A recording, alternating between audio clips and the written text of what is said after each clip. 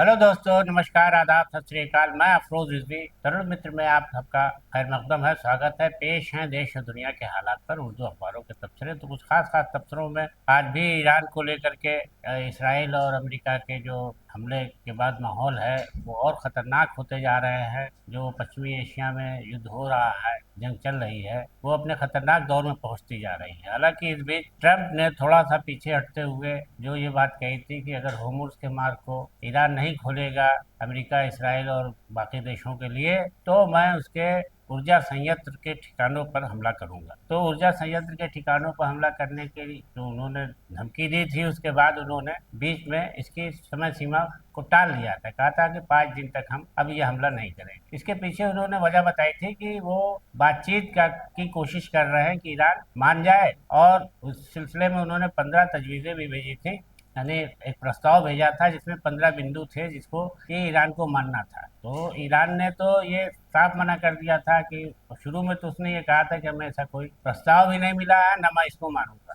तो इस तरीके से ये कहा, ईरान की तरफ से भी सफाई दी गई थी इस मामले में बातचीत न करने को लेकर के। अमेरिका के राष्ट्रपति एक धोखेबाज शख्स हैं जिन्होंने हमेशा कहा कुछ किया कुछ। जब समझौता बातचीत चल रही थी, जब ही उन्होंने ये हमला शुरू कर दिया था। इस तरह से ईरान को काफ़ी नुकसान उठाना पड़ा था और जवाबी हमले के लिए मजबूर होना पड़ा था। तो अब उन्होंने बहरहाल अपनी 5 दिन की जो युद्ध टालने की योजना थी उसको 10 दिन और बढ़ा दिया है। तो इस तरीके से उन्होंने अब 6 अप्रैल तक इस अपने हमले की बात को टाल दिया है। मगर इस जंग को आगे लड़ने की तैयारियां भी अमेरिका और इसराइल की तरफ से की जा रही। वहाँ सैनिकों की नई भर्तियां हो रही हैं। जिस तरीके से खबरें सामने आ रही हैं उससे ये लगता है कि जंग आगे और खतरनाक रूप लेने जा रही है, क्योंकि ईरान का भी रुख जो है वो किसी तरह से समझौते के नहीं है। क्योंकि उसके दिलो दिमाग में ये है कि अमेरिका भी ऐसा मुल्क है, वो अपनी बात सिर्फ सुनता है, किसी की बात नहीं सुनता। उसके साथ कोई तरह का समझौता हो पाना बड़ा मुश्किल है। तो अब ऐसा लग रहा है कि ये जो भर्तियां की जा रही हैं और युद्ध को 5 दिन 10 दिन बढ़ा रहे हैं, तो इसमें लग रहा है कि अमेरिका कहीं न कहीं कुछ ना कुछ अपनी कमी पूरी करके एक जोरदार हमला फिर से करने की तैयारी में जुटा हुआ है। क्योंकि इसराइल भी अपने सैनिकों को में भर्ती कर रहा है और अमेरिका भी भर्ती कर रहा है। यानी वहाँ पर इतनी तादाद घट गई है सैनिकों की कि अब वो दोनों मजबूर है कि ईरान से निपटने के लिए नई भर्तियां कर रहे हैं। तो इससे साफ पता चलता है कि डोनाल्ड ट्रंप जो हैं महज एक दिखावा कर रहे हैं कि 5 दिन के लिए टाल दिया, 10 दिन के लिए टाल दिया, ऐसा कुछ नहीं है। और वो सिर्फ ईरान को ये दुनिया के सामने रखना चाहते हैं कि वो ईरान से जंग नहीं चाहते थे, उन्होंने टाला था, लेकिन ईरान ने जंग जारी रखी। तो जवाब में अमेरिका भी जंग करता रहा। बहरहाल इस बीच इसराइल ने ईरान पर नए हमलों को जारी रखा है और वहाँ बड़ी तबाही हुई है। ईरान के जौहरी यानी परमाणु केंद्र पर, परमाणु ठिकानों पर हमला करने का इसराइल ने दावा किया है। इसी तरीके से ईरान ने भी शुक्रवार को कुवैत के शुवैख बंदरगाह, व्यावसायिक कमर्शियल बंदरगाह है, व्यावसायिक वो अड्डा है, तो उस पर बहुत बड़ा हमला किया है जिससे बड़ी तबाही सामने आई है। तो ऐसा लग रहा है कि अभी जंग का इसी तरीके से हमला होता, एक दूसरे पर हमला होता रहेगा और कहीं बातचीत के कोई संकेत की बात नहीं है। सिर्फ ये बात ईरानी अमेरिकी राष्ट्रपति द्वारा ही कही जा रही है और कहीं कोई और मुल्क भी ये बात नहीं कह रहा है कि इस जंग को रोका जाना चाहिए। आवाज़ किसी तरफ से ऐसी नहीं उठ रही है कि जिससे ये लगे कि ये जंग नाजायज़ है, गैर कानूनी है और इसे नहीं होना चाहिए। उधर नेपाल में बालेन शाह ने नए प्रधानमंत्री के रूप में शपथ ले ली है। समझा जा रहा है कि उनके आने के बाद भारत और नेपाल के बीच संबंध और अच्छे होंगे। उधर बालेन शाह ने नेपाल के नए प्रधानमंत्री के रूप में शपथ ले ली है। उन्हें प्रधानमंत्री नरेंद्र मोदी ने बधाई दी है और कहा है कि दोनों देशों के बीच संबंध और बेहतर होंगे और नई ऊंचाइयों को छुएंगे। इस तरह से नेपाल में अब नई सरकार का दौर शुरू हो जाएगा। जो एक लंबे अरसे से वहाँ पर नई सरकार के लिए जनजी का जो आंदोलन हुआ था, उसके बाद ये सरकार आई है और जनजी की ही सरकार बताई जा रही है। बहरहाल अभी सरकार किस तरह से काम करेगी और कैसे आगे बढ़ेगा नेपाल का विकास, ये देखने लायक होगा। इसके अलावा संसद में आम बजट 2026-2027 को मंजूरी मिल गई है। संसद से पास हो गया है। इस मौके पर केंद्रीय वित्त मंत्री निर्मला सीतारमण ने कहा है कि जो देश में पश्चिमी एशिया से संकट पैदा हो रहा था, गैस को या पेट्रोलियम पदार्थ को लेकर के और दूसरे दिक्कतें आ रही थी, तो लॉकडाउन जैसी चीज बताई जा रही थी। तो अब उन्होंने इस बात को साफ कर दिया है कि देश में लॉकडाउन की कोई जरूरत नहीं है, हमारे पास सब चीज का पर्याप्त भंडारण है और इस जंग का हमारे पर कोई खास असर नहीं है। लेकिन बहरहाल उन्होंने कहा कि लॉकडाउन जैसी कोई स्थिति नहीं है, इसकी कोई संभावना नहीं। बहरहाल उधर केंद्र सरकार भी अपनी घोषणा कर रही है कि उसके पास गैस और पेट्रोलियम का भंडारण पर्याप्त है, इससे कोई दिक्कत नहीं आएगी। लेकिन फिर भी केंद्र सरकार ने लोगों से ये कहा है कि वो अपनी आवश्यकता के अनुसार ही चीज़ों को उपयोग में लाएं, उसका भंडारण करने की कोशिश में लंबी लंबी लाइनें न लगाएं, उससे आम उपभोक्ताओं को भी दिक्कत का सामना करना पड़ रहा है। तो बहरहाल अब ये लॉकडाउन से जो लोगों क्योंकि मन में शंका थी कि लॉकडाउन लग जाएगा, काम पर कैसे जाएंगे, छोटे मोटे जो अपने कारोबार कर रहे थे, फेरी वाले, मजदूरी वाले, रिक्शे वाले, ठेलिया वाले, तो उनके दिमाग में अब सरकार की तरफ से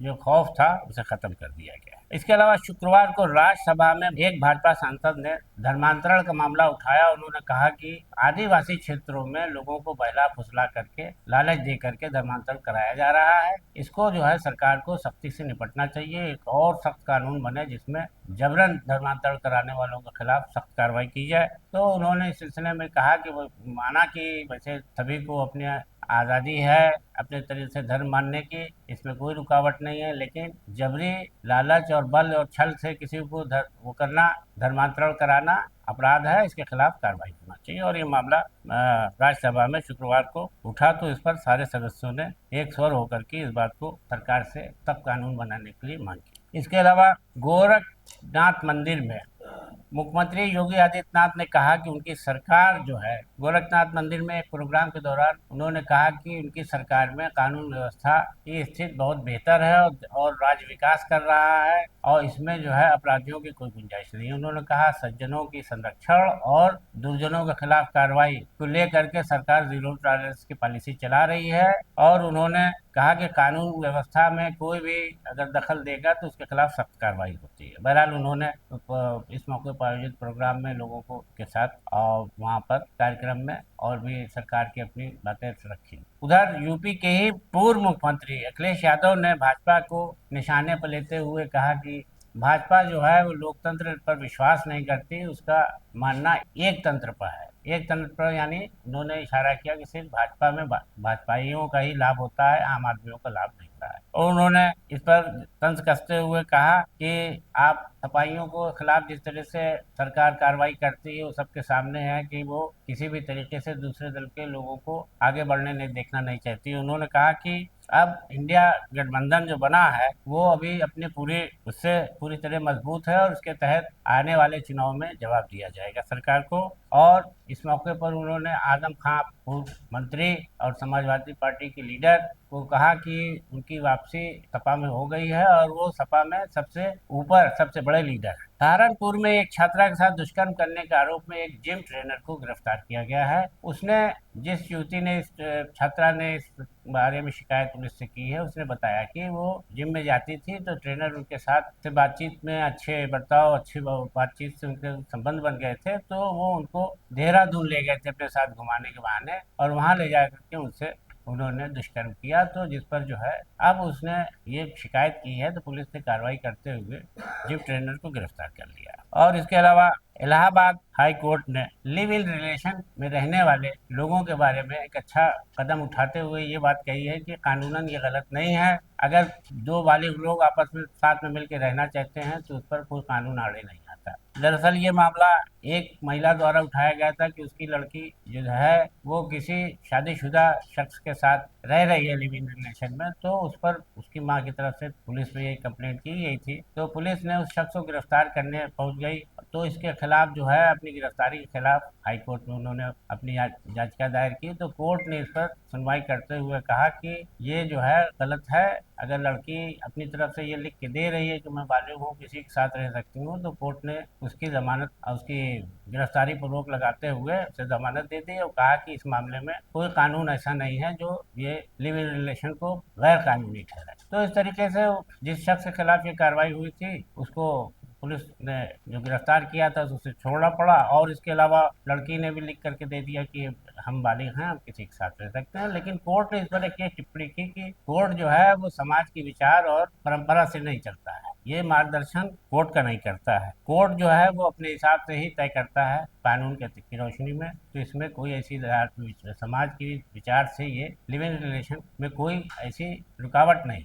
इसके अलावा प्रयागराज के बामपुर गांव में गंगा नदी में शुक्रवार को डूबने से 4 बच्चों की मौत हो गई। बच्चे नहाने गए थे तो गहरे पानी में चले गए नहाते नहाते और वो डूब गए, उन्हें बचाया नहीं जा सका। लेकिन चारों बच्चों को शव बरामद कर लिया गया है, परिजनों को दे दिया है। काफी वहाँ पर माहौल जो है बहुत दर्दनाक माहौल बना हुआ है कि एक बच्चे 4 साल तक 4 बच्चे एक साथ डूब के मर गए। इसके अलावा कौशाम्बी में भीषण सड़क हादसे में 3 बच्चों सहित 8 लोगों की मौत। बताया जाता है कि ट्रेलर जो था वो पिकअप वाहन से लड़ गया और इतनी भीषण टक्कर हुई कि दोनों पर सवार लोगों की मौके पर ही मौत हो गई। मरने वालों में 5 महिलाएं और 3 बच्चे शामिल हैं, जबकि 1.5 दर्जन से अधिक लोग घायल हो गए और सभी का इलाज कराया जा रहा है और पुलिस जो है आवश्यक कार्रवाई कर रही है। इसके अलावा एक दलित की हत्या में 5 लोगों को उम्र कैद की सजा सुनाई गई। प्रतापगढ़ की विशेष अदालत ने यह फैसला सुनाया है। 25 साल पुराने इस मामले की सुनवाई कल पूरी हुई है, जिसमें 5 लोगों को उम्र कैद दी गई है। मारपीट और में ये एक व्यक्ति की हत्या कर दी थी मुलजिमों ने,